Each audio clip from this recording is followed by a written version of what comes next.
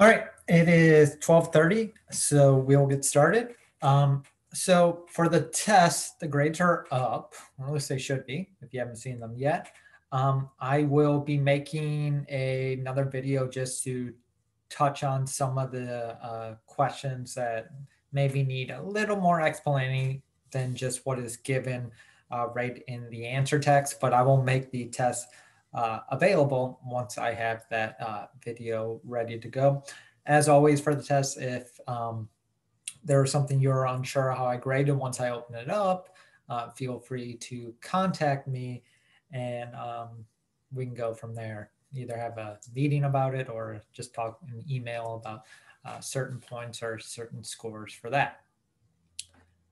But with that, let's move on to today's discussion where we're going to look at how we make fatty acids in our body. So last week, we talked about breaking down fatty acids and how when we break down fatty acids, the product that we get is acetyl coenzyme A. Now, we've learned already, looking at the citric acid cycle, that this acetyl coenzyme A can go right into the citric acid cycle and be used for energy. However, that's not the only fate of acetyl coenzyme A, specifically in the liver. In the liver, this acetyl-CoAcid A can be made into acetoacetate or DB-hydroxybutyrate, which are shown down here. All right. And this is called ketogenesis because we are making ketone bodies. Now, these ketone bodies are important for different tissues of the body. So your heart muscles or your heart muscle will use this for energy. Skeletal muscles can also use this for energy, but importantly, your brain as well. Your brain needs glucose. It's the only energy source it can really get, or it can also use ketone bodies as energy. So during starvation, you're going to be breaking down fats into acetyl-CoA, and then in your liver, you're going to turn them into ketones and send them to the bloodstream so they can be absorbed by your brain. But like I said, the liver is also going to be providing energy for the heart and skeletal muscles as well. Over here on the right is our mechanism for creating acetoacetate. Now, we need 2 acetyl-CoAs to start. And the first thing we're going to do is use a thiolase. So thio, sulfur, right? Lase means to cut. So we're cutting sulfur. And here we're going to remove our first coenzyme A and just attach it to our other acetyl-CoA to make acetoacetyl coenzyme A. Basically, it's just 2 acetyl groups attached together with one of them still having a coenzyme A on it. From there, we're going to bring in a third acetyl coenzyme A. So this process, to make a ketone body, you need 3 acetyl-CoAs. And HMG-CoA synthetase is going to take this coenzyme A and attach it to your acetyl-CoA, but it's not going to attach it to this CH3 group. It's going to attach it to this carbonyl group, right? And so this carbonyl becomes an OH molecule. And you get B-hydroxy-B-methylglutarol coenzyme A. And then this can be lysed by HMG coenzyme A liase. So the reason why this HMG is hydroxymethylglutarol, which is this molecule, so we just call it HMG. So the enzymes, again, HMG coenzyme A synthase is making this molecule. Then the liase will take this molecule and break it apart again. And you make it into your ketone body, acetoacetate, and you actually remake your acetyl coenzyme A. So in the first step, the acetyl coenzyme A that does not lose the sulfur in coenzyme A. Here, we're designating it as the black color. You can see it goes through the whole mechanism, and it's more or less just a staging platform. It's just there for building the acetoacetate. And then once the acetoacetate is built, we just chop it off when we have acetyl coenzyme A, and this can either, re-go to the start or possibly go to the citric acid cycle or wherever else you need acetyl-CoA. And if you notice through this mechanism, we're never bringing in like ATP, we're never bringing in NADH. So all this energy needed for breaking these bonds, forming these bonds, it's all thanks to this sulfur bond. And we talked about this before already, but this concept that this sulfur coenzyme A is a very high energy bond. So in our first step, when we break that sulfur COO bond, we can use that energy to combine things. And that's the same thing on step 2 as well. We are breaking the sulfur coenzyme A bond, allowing us to attach two things. So that is how we can turn acetyl-CoA into ketone bodies. So any questions about that idea?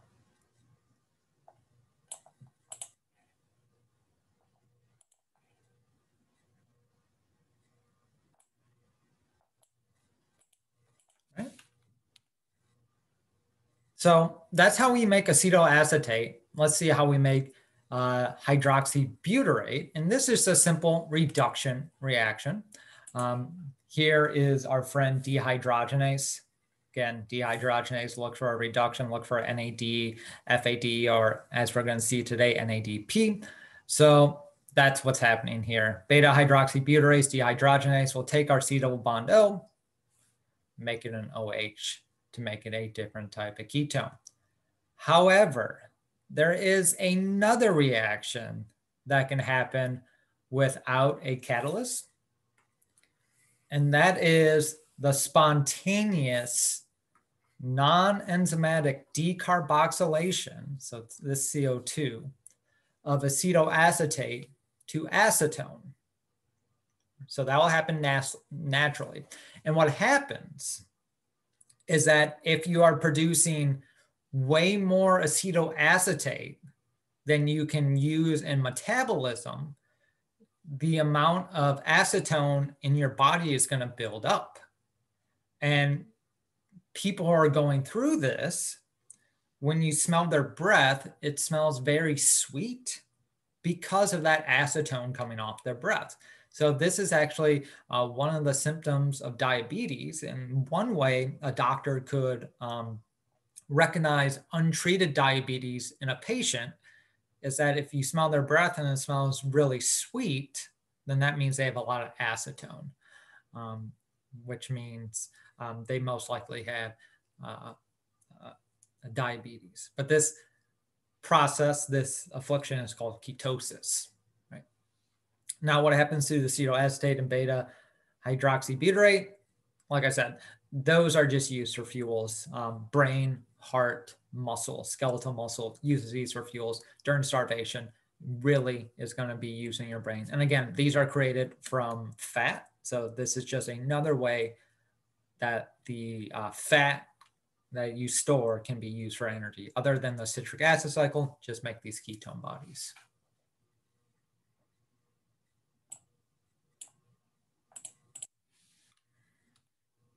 So here's our first little thought-provoking question. What do starvation and untreated diabetes have in common that would trigger and induce increase in the production of ketone bodies? And why do untreated diabetics typically lose weight? So what are these two things starvation and untreated diabetes have in common, based on what we've learned so far in the class?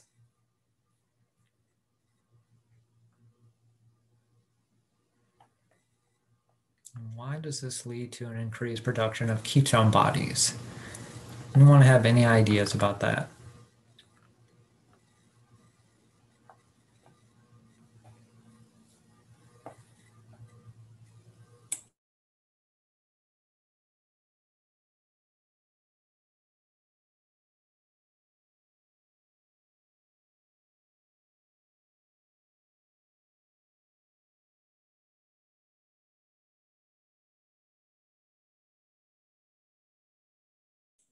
And maybe something to get the thoughts going.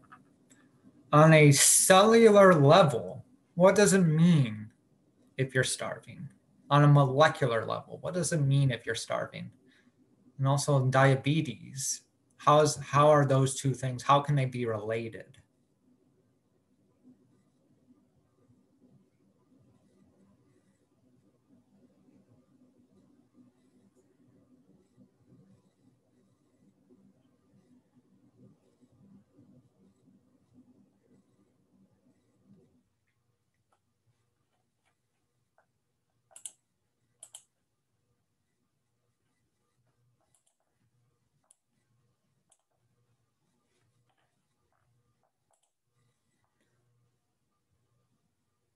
Starving equals no energy input. Weight loss for B could be because of no input of energy. Yeah, so you're touching on it for sure. Let's just synthesize those ideas into one overarching idea, right? So starvation, you have no input of energy. True. So what that means is that you're not going to be able to do oxidative phosphorylation that efficiently, right?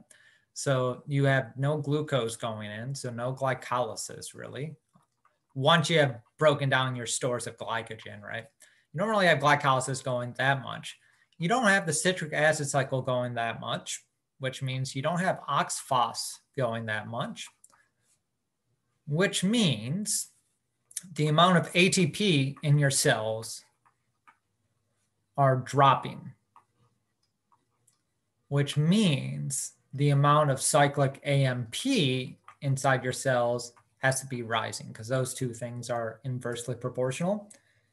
And the cyclic AMP signal is really the signal to start, breaking down your stored molecules to create energy.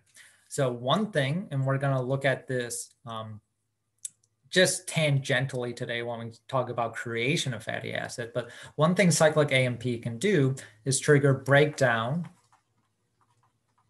of fatty acids, which, as we just saw, will lead to acetyl-CoA and also that can lead to ketone bodies. So that's starvation. How about diabetes? Well, diabetes, depending on what type you have, you either can't create insulin or you can't recognize when you create insulin, but they have the same basic thing going on, is that your body almost looks like it's starving because you don't know you have glucose. So your body, your cells are blind to glucose. So even if you eat glucose, you're not going to import it into your cells that efficiently. So what happens? Well, glycolysis will go down because you don't recognize you have glucose. And then the same thing will happen. No glycolysis, not really citric acid cycle, not really oxidative phosphorylation, low ATP, high cyclic AMP, break down fatty acids at your energy store, acetyl-CoA, ketone bodies. And that leads us right into the other question. Why do untreated diabetics typically lose weight? It's because even though they eat, the cells don't know they're taking in glucose. So they're going to use their fatty acid storage as energy, and they'll run through their fatty acid stores to get those ketone bodies, right? So that's how we can connect all those ideas with the biochemistry that we've learned so far this semester. So any questions about what is presented here or those overarching ideas?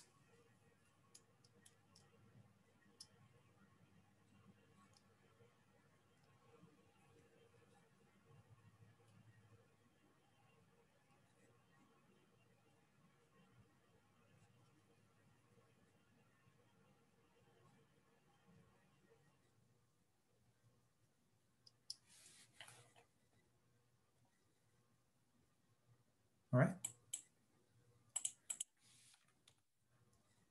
So question 2 is more of a review question for when you're going back to look at this stuff, where are ketone bodies used? And since we already talked about that today, that's your heart, skeletal muscles, and your brain. And how does formation of ketone bodies allow continuation of fatty acid oxidation in the liver? So for this, it's one, you are taking away acetocoenzyme A, and so you're going to continue that whole process. Well, I'm not explaining that well at all. It's like in glycolysis, where if you have a buildup of product, you're going to stop glycolysis. It's the same thing with fatty acid oxidation or fatty acid breakdown. If you have a lot of acetocoenzyme A in your cell, you're not going to break it down anymore. So to prevent that buildup of acetocoenzyme A, another way we can get rid of it is to turn it into ketone bodies, so it can be exported out of the cell and continue your fatty acid breakdown. So it's just a way to get rid of the product and use it throughout the body.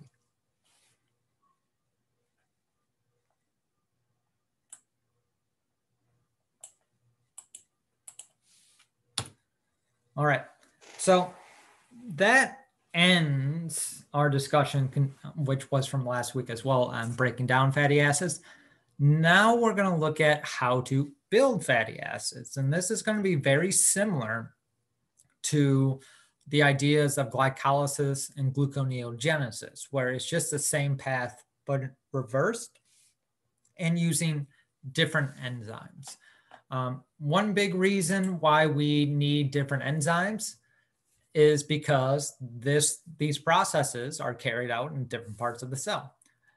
Beta oxidation, mitochondria. Synthesis is cytoplasm, which is good because if these were carried out in the same cellular location, you could have a fetal cycle of breaking down a fatty acid and then immediately rebuilding it, which is waste of energy, right? Both of these pathways are favorable when it comes to energy. That's what thermodynamically favorable means. Both of these have a delta G that's negative because they use different enzymes, and they're both regulated. One thing to note is when we're looking on the beta oxidation, you can see we're making electron carriers using FAD and NAD+. On the other side, we're doing the exact opposite reaction, but this time we're donating electrons and we're using NADPH. Now, I mentioned NADPH like in week 2 or something like that, way back. And I had a question about NADPH, but I'm sure you don't really remember. It was a long time ago. But basically what I said back then is that anytime you see NADPH, those are mainly used for biosynthesis. We're making stuff with NADPH, and NADH is more for carrying electrons through oxidate phosphorylation. So this is just a reminder saying that NAD is not the same thing as NADP. You cannot interconvert between the two. And they have different functions, even though they both are electron carriers. NADP for synthesis, NAD usually just for energy. And we're going to look at the mechanism of biosynthesis of fatty acids in depth today, but just as like some preview points, we always add our fatty acids in units of 2 carbons. So that's what occurs via condensation of C2 units, always adding 2 carbons. To start this process, you need acetocoenzyme A and you need bicarbonate. So we're going to look at that, how they're used. And malonyl-coenzyme A, which is 3-carbon unit, we make that to make fatty acids, but it's just an intermediate. Again, we'll look into that more in depth, but these are just some bullet points to show just as a preview to show what's going to happen.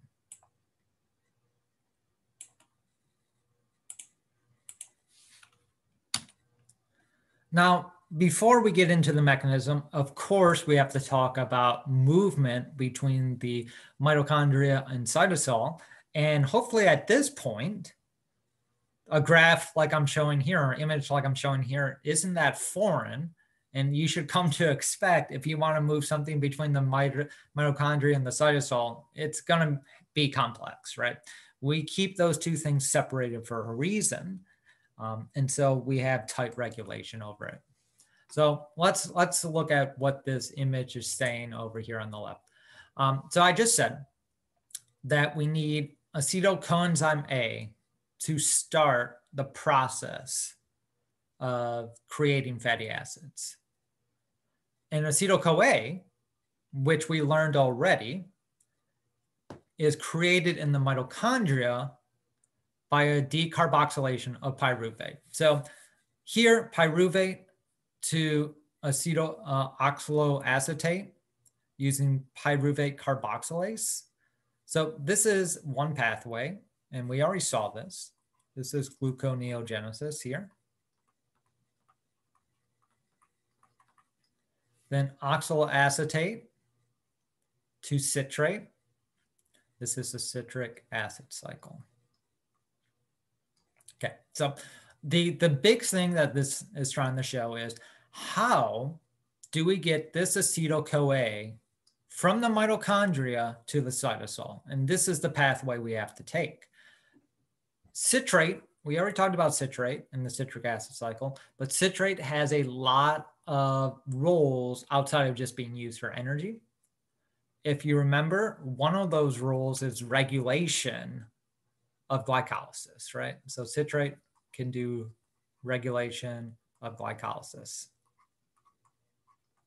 So it should be no surprise that we have a transporter for citrate to move it from the mitochondria to the cytosol. This is called the tricarboxylate transport system. Tricarboxylate because citrate has 1, 2, 3 carboxylate groups, so the tricarboxylate system. So here in the mitochondria, to get this acetyl coenzyme A out, we just need to make it, we need to make citrate, like we've already learned about, and citrate can go into the cytosol. And now we have some reactions, or a reaction rather, that we haven't talked about yet, called Atp Citrate Liase. So this is brand new to this pathway. And we're going to take our citrate and basically do the reverse of the first step of the citric acid cycle. So reverse step 1 of citric acid cycle, where we're going to chop off the acetate group to remake acetyl coenzyme A right here. And we're going to remake oxaloacetate. Now, if we want to reuse these carbons, which we would want to, because these carbons have a lot of energy, we need to get back into the mitochondria. So we can go, again, doing the citric acid cycle reverse. We take oxaloacetate and just remake it into malate. Malate can be directly made into pyruvate using our friend NADP. This is by a new enzyme as well called malic enzyme. Then once we have pyruvate, pyruvate can go to the mitochondria, and we could start the whole process again if we would like.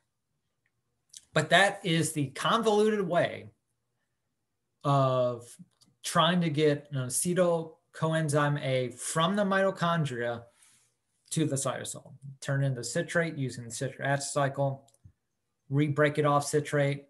Then the other processes of oxaloacetate to malate to pyruvate is just trying to get it back into the mitochondria. All right. So with all of that up to this point, does anyone have any questions about anything, or did I lose anyone? with that explanation.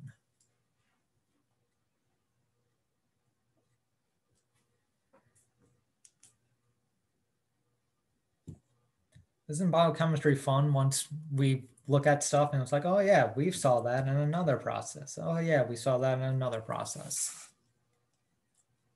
Like I said, I think on the first day of this class, everything's interconnected. We learn them individually, and then when we learn more, we can just say, yeah, you know, that process we talked about, it also happens here too. It's cool, but also very complex.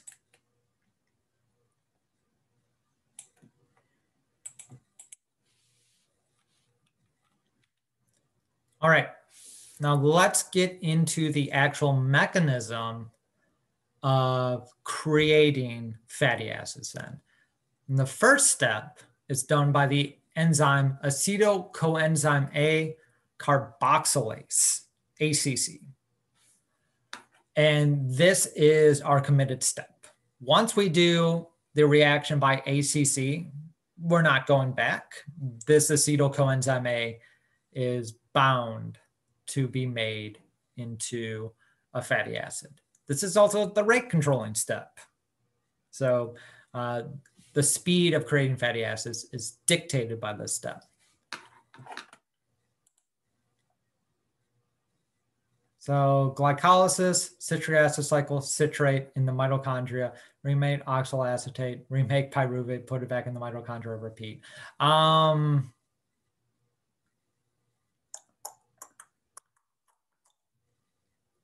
Yes, that's, yeah. I was just pausing there because there's also different ways to make pyruvate. So the thing I would say to that is instead of glycolysis, just start with pyruvate. They go pyruvate to oxyl acetate to citrate, then citrate back to oxyl acetate to malate to pyruvate, repeat. But yeah, you pretty much have it there.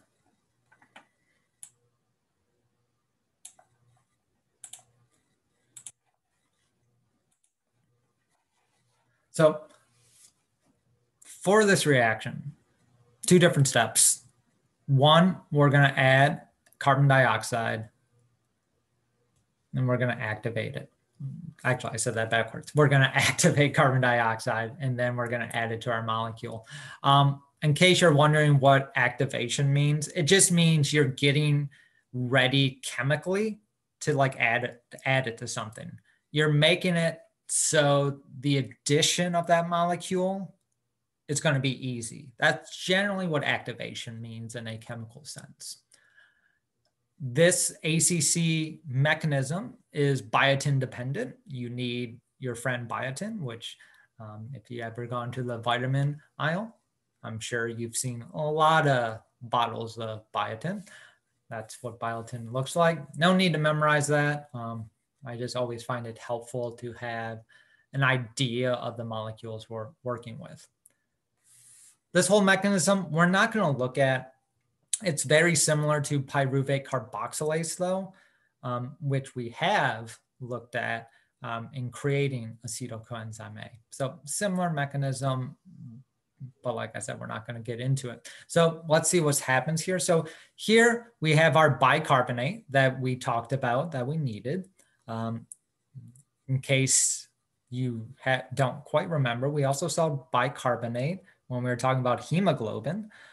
Bicarbonate is made from CO2. It's your blood buffer. It's what keeps your blood at a good pH, but it's also being used here. So the first thing is we have to activate it. We have to make it so we can add a CO2 easy. So we do that via ATP and we attach it to our biotin to make our carboxybiotinyl enzyme. Biotin with a CO2 on it.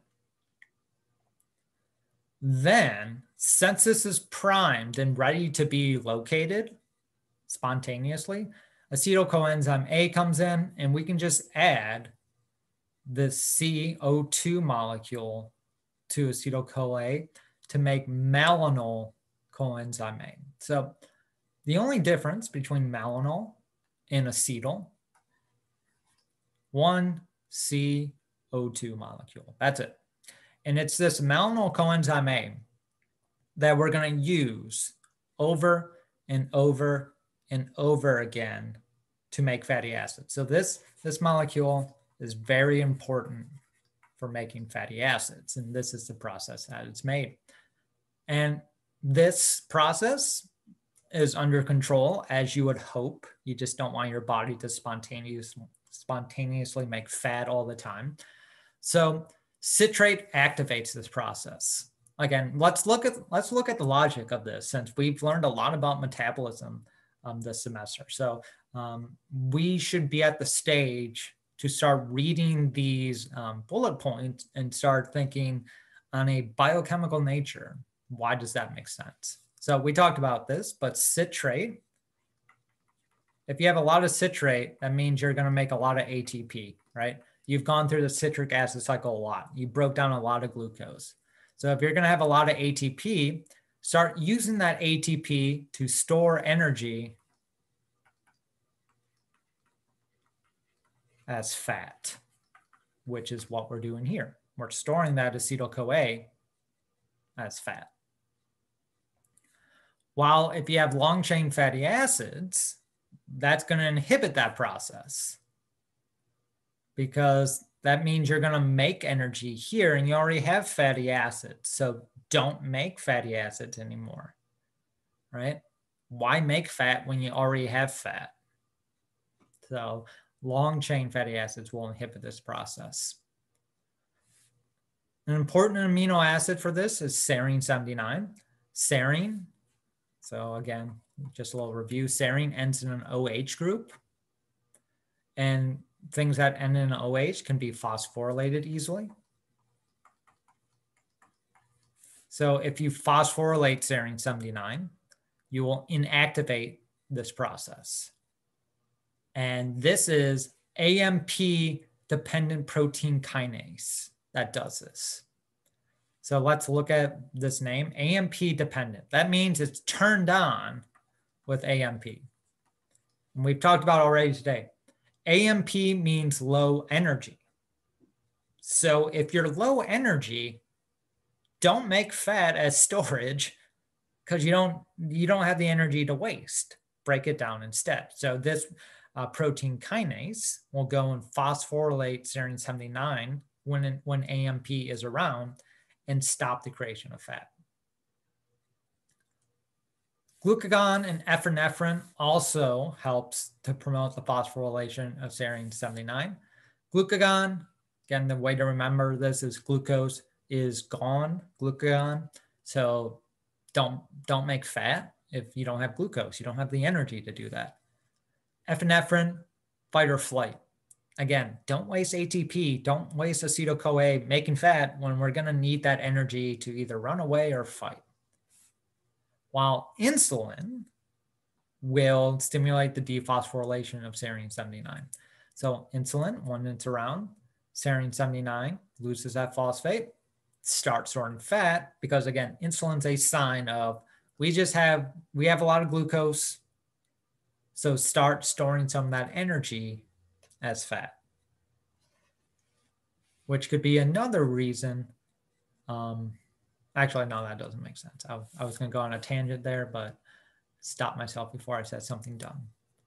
But yeah, any questions here about the information presented here?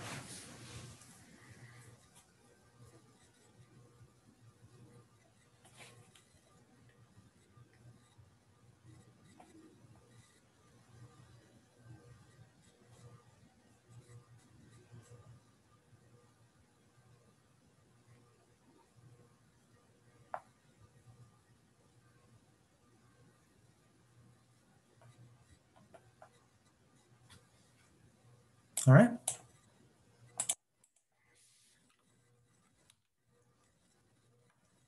So before we get into the actual mechanism, just one more thing, I believe. Yeah, one more thing I need to talk about is that ACC, acetyl-CoA enzyme A carboxylase, has different isoforms, ACC1 and ACC2.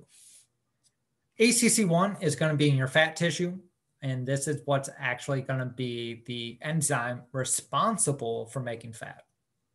So this is what is doing fatty acid synthesis. But ACC2 is a isoform of that enzyme, so very similar enzyme. But it's found in tissues that break down fatty acids, but don't make them. Which is a weird sentence to say, because I just said ACC does the first reaction and the rate limiting step reaction of making fatty acids. Therefore, why would something like heart have ACC if it doesn't actually make fatty acids? While something like liver, which both breaks down and creates fatty acids, has both of these enzymes. And the reason why ACC2 would appear in like the heart, where you don't break down or create fatty acids rather, is because ACC2 is mainly a regulatory enzyme, right? When you have malonyl coenzyme A, what that does is it stops the import of fatty acids into the mitochondria for oxidation, which makes sense, right? The logic here is if we're creating fatty acids in the cytosol, don't import those into the mitochondria and break them down immediately for energy, right? Send them somewhere else where they can be stored or broke down instead. So for like ACC2 in the heart, the only thing that it's going to do is going to create malonyl coenzyme A and just prevent the heart muscle from using fatty acids anymore for energy. So you can imagine if you have a lot of fat in your system, a lot of energy in your system, and your heart can get energy from other sources, go and store that fat in adipose instead of burning it in your heart where we have other forms of energy available, because fat is very valuable as a storage for what we talked about back in Biochem 1. It has a lot of energy in its bonds, but more importantly, it does not attract water. So that's the idea of ACC2 and why it would be in the heart where the heart doesn't make fatty acids at all. So questions about that idea between what ACC2 is doing or how it regulates or anything like that?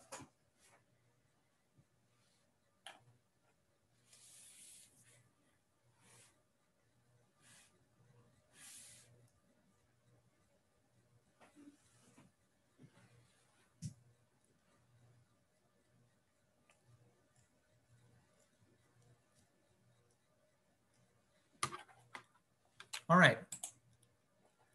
So we have a question here.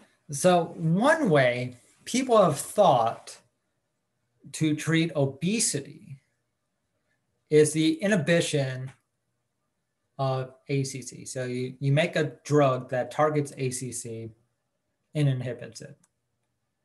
Why is that a good anti-obesity drug target? And why might it not actually affect a person's body mass? So think about those ideas.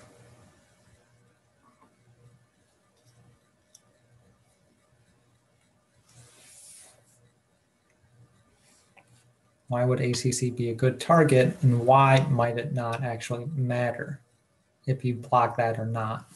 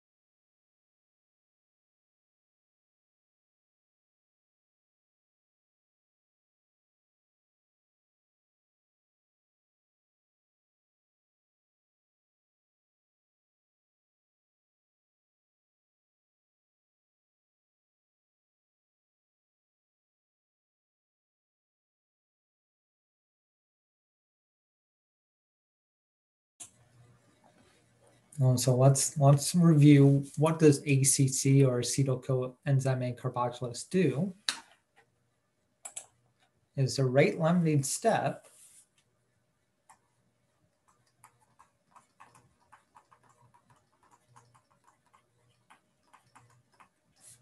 of fatty acid synthesis.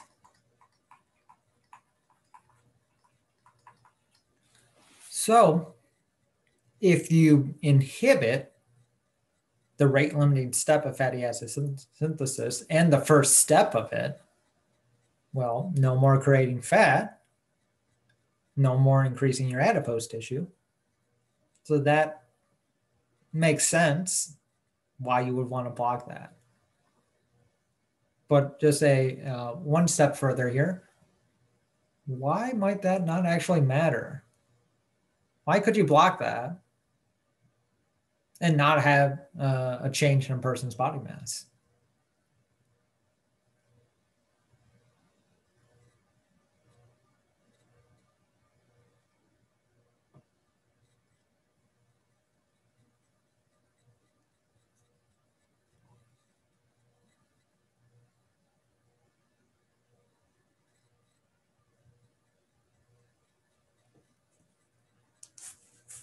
Anyone have any ideas? Any thoughts?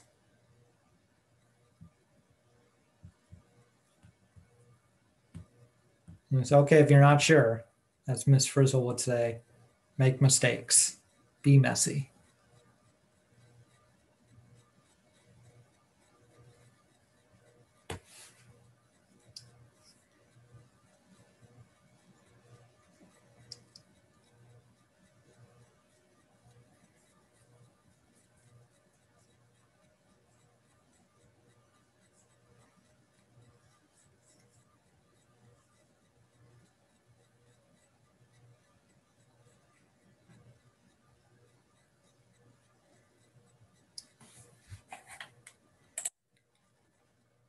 Because other systems are still functional. Yes, that's true. There's one specific system that I'm thinking of.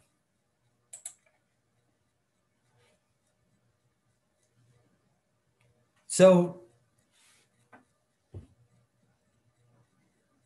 sorry, I just needed a second to collect my thoughts there. So when people want to lose weight, they are usually told you need a combination of two things.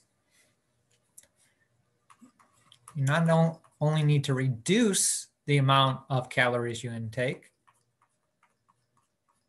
but you also need to increase the amount of calories you expend, right? So let's take this idea and put it in these terms. So when we inhibit ACC, so ACC has been knocked out, we no longer create fatty acids. However, if you're never in a state of starvation, if you're never, wrong arrow, if you never have an increase of cyclic AMP, your body will have no need to destroy the current fat tissue you have. So you can block the creation of fatty acids, but that doesn't mean you're going to use the fatty acids you have as energy unless you reduce the amount of food that's intaking, or you increase the amount of energy you are expending, right? So that's kind of what's going on here. Remember, we need a signal. We need some kind of biochemical signal to break down fatty acids or break down glycogen. That signal only happens when you're low in energy, when you have cyclic AMP around. So that's kind of the idea I was going for, trying to connect everything together again. Right, so questions about that principle or that idea?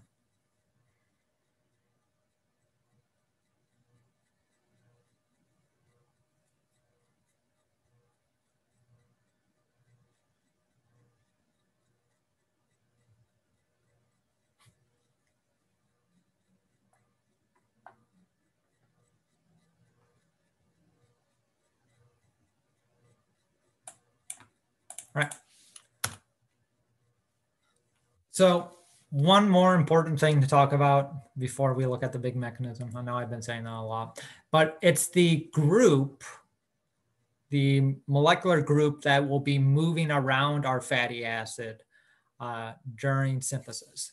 So I don't have a picture of this because I think it was from a different textbook, but fatty acid synthesis is like a giant complex that has different enzymatic sites. So these lines, since we don't know the names of them yet, I'm just going to say site 1, site 2, site 3, like site 4. So each one of these sites is a different enzyme. And what's going to happen, what we're going to look at, is that you have a flexible arm that's going to carry your fatty acid and move it to different sites so it can have different chemistry done on it. That, in essence, is how a fatty acid is created. This flexible arm is called ACP, right? Acyl carrier protein. And this is one portion of ACP. And the important chemistry is the cysteamine. So this group, the sulfur group, is what's going to be forming a bond with our acyl group of our growing fatty acid.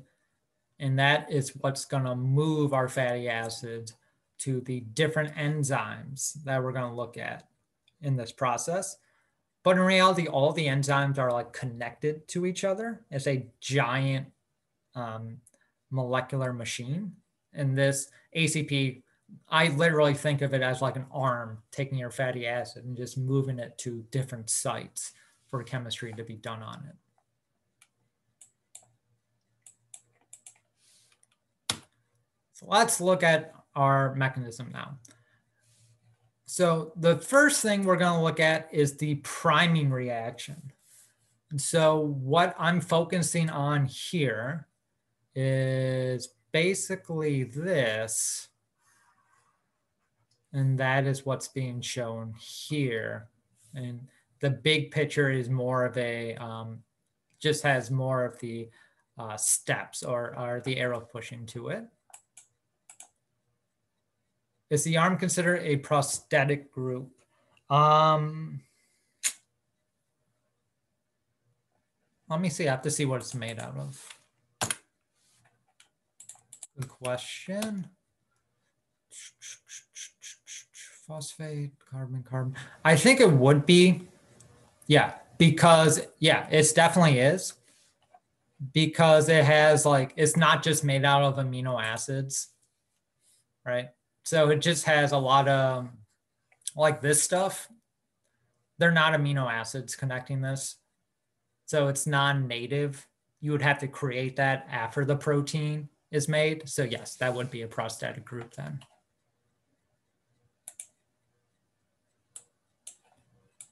Good question.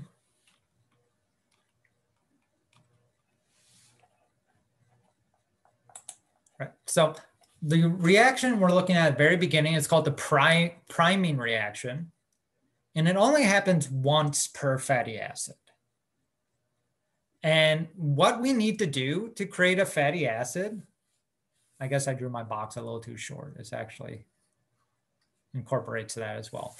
To create a fatty acid, you need to make acetyl-acyl ACP. So acetyl-acyl we already looked at, and that's a ketone. You have to make that connected to our ACP carrier protein. And the way you do that is, let's start, actually, we're going to start at 1A. And you have acetyl coenzyme A. The first thing you need to do is attach that to your ACP carrier protein we looked at the previous slide. This is carried out by MAT, or malonyl acetyl coenzyme A, ACP trans-acylase. MAT's way easier to say. So using MAT, take acetyl-CoA, put it onto the sulfur group of our carrier protein we just looked at on the previous slide. Then that carrier protein is going to move it, literally move it over to the enzyme Ks. And what's going to happen there is that the acetyl coenzyme A is going to be removed from our ACP and attached to Ks. That's what that E is representing. That E is saying I'm attached to an enzyme. Okay, so that's 1A and 2A. Then to continue this process, we need to go over to 1B. 1B is that we have our malonyl coenzyme A that is created by ACC. So remember, ACC1 is creating this. And we use the same enzyme, MAT. They're 100% the same enzyme. MAT is going to do the same thing here, is that we're going to take our malonyl coenzyme A, knock off the coenzyme A, and attach it to ACP. We're going to bring it over our malonyl ACP. We're going to bring it over to KS. And we're going to take the acetyl-CoA, or the acetyl group rather, that's on KS. Move it off KS. So that's where that's why this E is being removed. So this acetyl group, we're going to kick it off KS and attach it onto malonyl ACP. When we do that, as shown here, CO2 is removed. Don't worry about like the arrow pushing of the mechanism. I'm not going to ask you to memorize that, but those of you who like arrow pushing, this is what's happening here. So that CO2 is going to be removed. That allows a carbocation to be created, or sorry, carboanion. I said the wrong one. Carboanion to be created. Very unstable, very reactive, if you remember that from organic chemistry. This will go and attack our acetyl group. The acetyl will be moved off KS, and now our carrier protein has acetyl acyl. And this, like I said, happens exactly one time per fatty acid. So that's our priming step to create a fatty acid. Questions about anything presented there?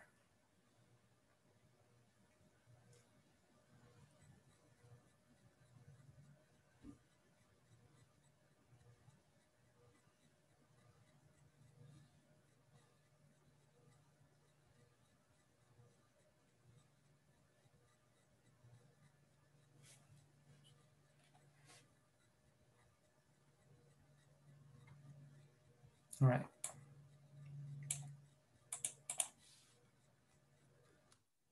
Now let's go into the repeated steps of creating fatty acid.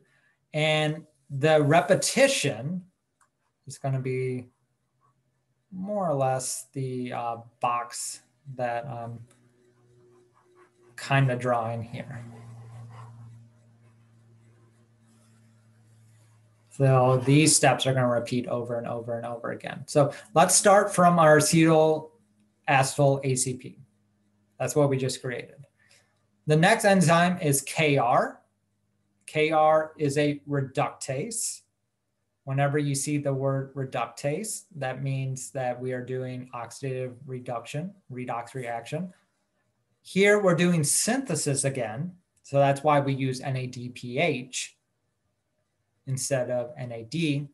And this is literally the reverse of breaking down fatty acids, more or less. We take our C double bond O from our acyl group. And note that the malonyl that we are attached, the red, that's not going to be changed. Malonyl is going to stay malonyl, or what's left of it. We're going to take the C double bond O and make it an OH. That's our first step using NADPH, a reductase. That is KR. From there, we're going to have DH. And DH is a dehydrase. So that's pretty nice to remember. DH is your dehydrase. We're going to remove water. That's what a dehydrase does. Remove hydro, water, ACE enzyme, removing water enzyme. I'm going to remove H2O. Again, remember that we're not going to really touch the first two carbons. We're really going to do all our chemistry on the last two carbons. So that's where the H2O, well, the OH is going to come from. We do lose a hydrogen from the red, but that's because we're forming a double bond between the green carbon and the red carbon. So between carbon 2 and 3, we're forming our double bond. And now we need to reduce that double bond to single bonds. So we have another reductase. We have ER this time. Again, we are creating something. So we have NADPH coming in as our electron donor. And we're going to form a single bond. And now our fatty acid is 4 carbons long. So this whole process is strictly done to get rid of that C double bond O to make a butyrol. Once we have a butyrol, we go all the way back. And I guess I missed my box here a little bit. We go all the way back and we're going to take this butyrol and attach it to KS. So we're going to kick it off the carrier and attach it to KS. So this would be 4 carbons instead of 2 on our second round. So actually, let me actually draw that instead of just saying 4 carbons. Let me draw out the 4 carbons. So that's what it looks like on round 2. Start of round 2, R2. And we always add in 2 carbon chunks. Our 2 carbons come from malonyl coenzyme A. So we're going to repeat the priming reaction, but instead of acetyl, we have these 4 carbons now. So we're going to take our malonyl coenzyme A, using MAT, attach it to our new attach it to our ACP that's newly free. So you can think of this KS as like a holding. It's more or less where we put our growing fatty acid until we're ready to put it on the carrier protein, right? So we attach this malonyl to our ACP. Then we go to KS and we attach our 4 carbons onto ACP. And the note here grows for the thiol ester end, not the methyl end. So what that means is that when we're adding our 2 carbons, right, we're always adding it here. So what that means for us is that these 4 carbons will be attached to the thiol end, not the methyl end.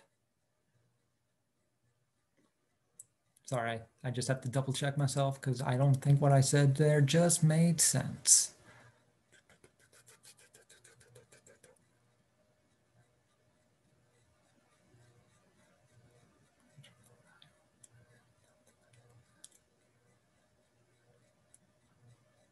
Okay, yeah, so the wording, sorry, the wording there and what's actually going on is not the clearest. So what's going to be happen is that you have these 4 carbons here. You are actually going to attach it right here. Yeah, I need to fix the wording on that slide. It's not the greatest, and it's hard to know what is trying to be said there. But as I said, KS is like your holding platform. So your malonyl ACP, that malonyl group is going to stick onto your ACP. Then you're going to take these 4 carbons and kind of just stick it at the end of your malonyl because it's just a repeat of our first reaction again. Then you go through this, repeat, and now instead of 4 carbons at round 3, you would have 6 carbons, so on, so on, so on. And you do this until you make the fatty acid that humans make. We make palmitate. That's the only fatty acid we make from this. And so the very last reaction happens once per fatty acid, like our priming reaction, where we have palmitoyl thioesterase, where once we have a total of 1 plus 13, 14, so that's 14, 15, 16. Once we have a 16 carbon fatty acid, that's palmitoyl, we can remove it from ACP and make palmitate.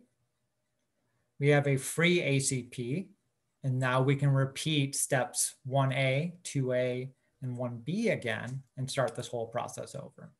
But that is what humans make. We make palmitate from this mechanism. All right, so I know that's a lot of information on one little slide. And I'm sure this is one of those things where the only way to get it is to sit down by yourself and like look at it and try to look at your notes and try to square that away with what the slide is saying. But just to begin with, does anyone have any questions or want clarification on anything with this mechanism?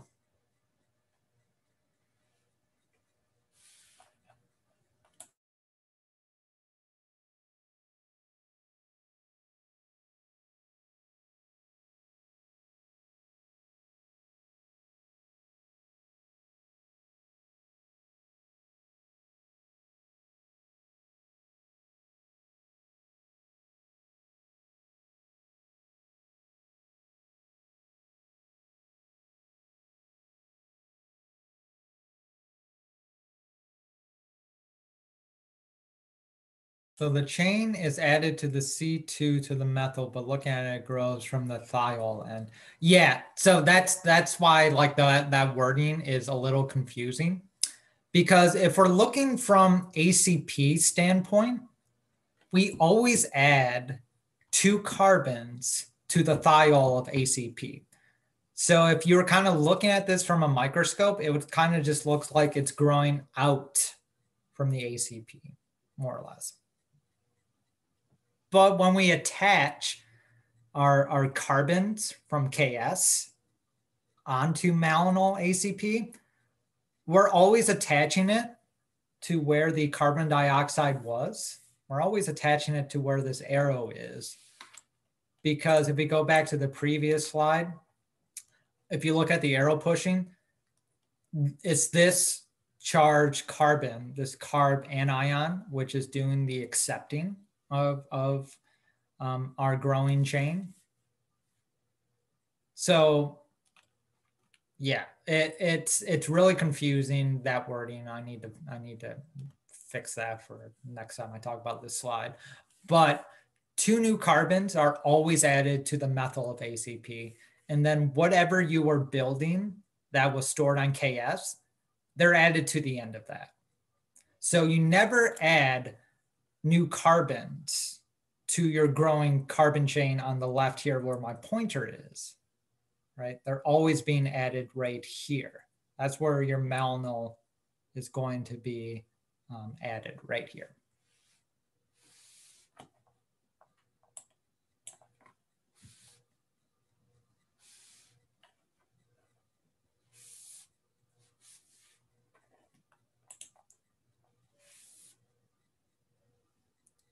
Any other questions or any place you completely got like lost and couldn't catch back up, or anything at all before we move on off from this slide?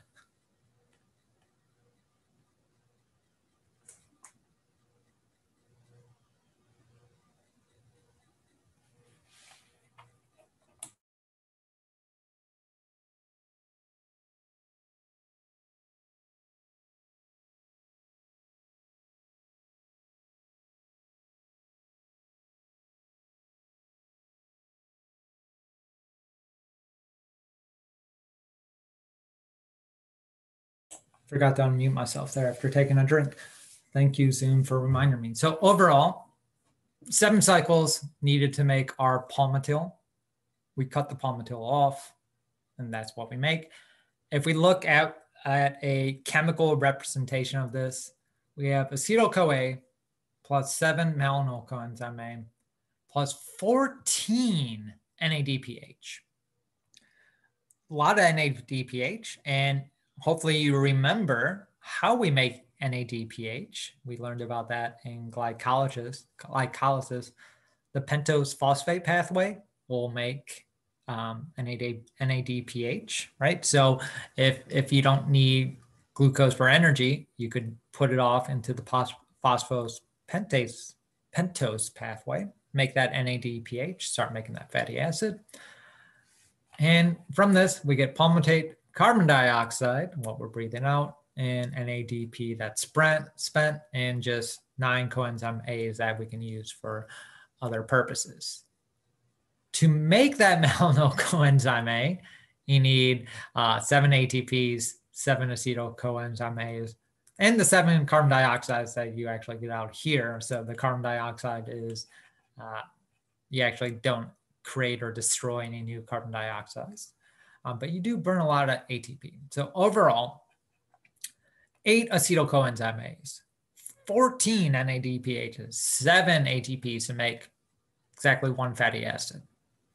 So a lot of work goes into that storage, which is why it's only run when you're high energy. And you can see here by my very tiny writing worksheet, up on Blackboard, as with the previous PowerPoint, I apologize for not putting that worksheet up earlier. Too busy working on the test and for my other classes as well, and it slipped my mind. But for the breakdown of fatty acids and for the biosynthesis of fatty acids, I just have very quick worksheets. They're basically just a bunch of questions like we would do in class for you to go and see, test your understanding. And I'll put the answers up for those as well. But I believe this is our last slide. So any questions whatsoever about anything at all?